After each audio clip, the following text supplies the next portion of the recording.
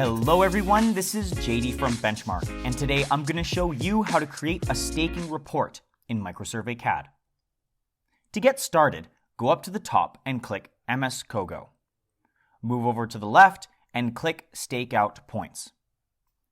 We now have to choose which points are going to be included in this report. You can select one manually by typing its number and clicking the plus sign. Notice that as soon as I click, a yellow X appears on point 1, showing that it's included.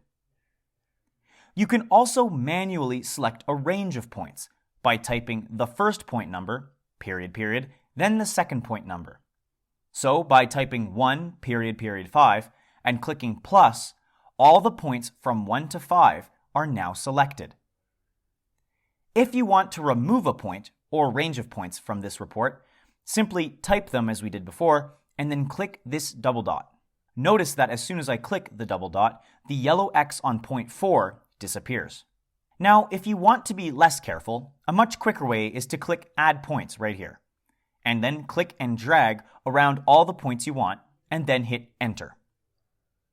Every single point here now has a yellow X. To actually create a file, go down here and click Coordinate Points Report. You can now name the file that will be created by changing the word before the .txt. I'll call mine Staking Report, and then I'll hit OK. And here's the staking report of all the points I selected with northing, easting, and elevation. If you'd like a report more appropriate for total station work, click Angle Distance Report. Just as before, we can now name the new file and then hit OK.